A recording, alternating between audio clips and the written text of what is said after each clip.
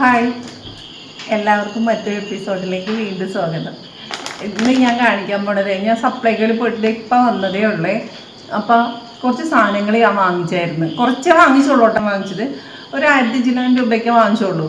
പക്ഷേ അപ്പോഴാണ് ഞാൻ ശരിക്കും പറഞ്ഞാൽ ഞാൻ ബില്ല് ചെക്ക് ചെയ്യണത്. അതിന് മുമ്പ് ഇതുവരെ നമ്മൾ സാധനങ്ങൾ നോക്കി അങ്ങ് എടുത്ത് ചെക്ക് ചെയ്ത് വെക്കല്ലാണ്ട് അത് എത്ര രൂപയായി എന്നുള്ളത് കാൽക്കുലേറ്റ് ചെയ്യാറില്ല. എന്ന് പറഞ്ഞിട്ടുണ്ടെന്നുണ്ടെങ്കിൽ ഓരോ ഐറ്റംസിനും അതിൻ്റെ GST STS ഇതൊന്നും ഞാൻ ചെക്ക് ചെയ്തിട്ടില്ല. പക്ഷെ ഇന്ന് ഞാൻ മേടിച്ചപ്പോഴത്തേക്ക് ഇപ്പം കൊണ്ടുവന്നപ്പോൾ എനിക്കൊരു ഡൗട്ട്. കാരണം കുറച്ച് സാധനമേ വാങ്ങിച്ചോളൂ. എങ്ങനെ ഈ 1300 സംതിങ് ആയി എന്നുള്ളത് എനിക്ക് ഭയങ്കര ഒരു ഡൗട്ടായിരുന്നു കേട്ടോ. ഇതാണ് ബില്ല്. പക്ഷേ റേറ്റ് നല്ല റേറ്റ് വന്നേക്കണേ. ഒന്നാമത് ഇവരുടെ ബില്ല് തന്നെ നമുക്ക് മൊത്തത്തിൽ കൺഫ്യൂഷൻ ആവുന്ന രീതിയിലാണ് എടുക്കുകയുള്ളൂ. പക്ഷെ എന്നിട്ടും ഞാനത് നോക്കിയെടുത്തത് കൊണ്ടിട്ടാട്ടോ ഞാൻ കാണിച്ചു തരാട്ടാ.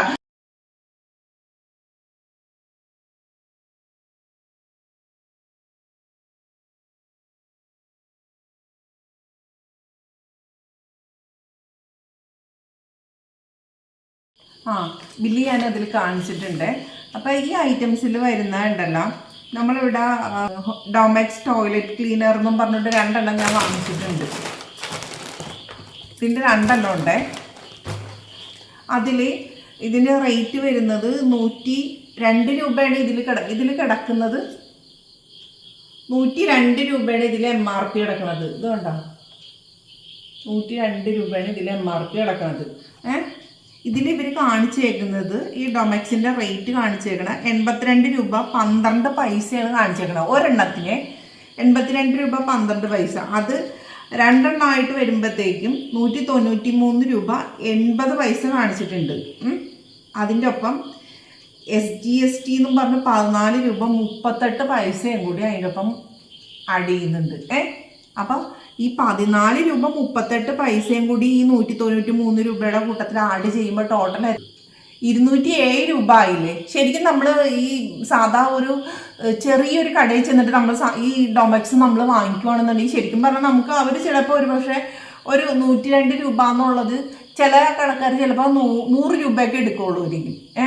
നമ്മളിത് സപ്ലൈകോയിൽ നിന്ന് ഈ സാധനം വാങ്ങിക്കുമ്പോഴത്തേക്കും ഇവരെടുക്കുന്ന റേറ്റ് വരുന്നത് 207 രൂപ. അതായത് എനിക്കിപ്പോൾ 207 എന്ന് പറയുമ്പോഴത്തേക്ക് ഒരെണ്ണത്തിന് 103.5 രൂപ വന്നു. ഇതിൽ MRP കിടക്കണത് വന്നേക്കണത് 102 രൂപയാണ്. അപ്പോൾ 1.5 രൂപ എനിക്ക് നഷ്ടം.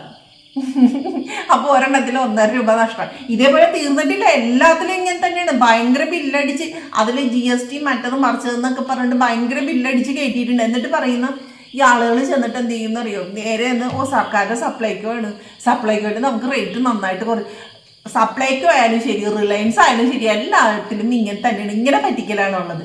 നമ്മൾ സാധാരണ കടകളിൽ നിന്ന് തന്നെ സാധനം വാങ്ങിക്കണം. എനിക്ക് ഏറ്റവും ബെറ്റർ എന്നാണ് ഇപ്പം എനിക്ക് തോന്നുന്നത്. ഞാൻ ചില സമയത്ത് സപ്ലൈക്കോന്ന് സാധനം നല്ല ലാഭം ഉണ്ടെന്ന് വിചാരിക്കും.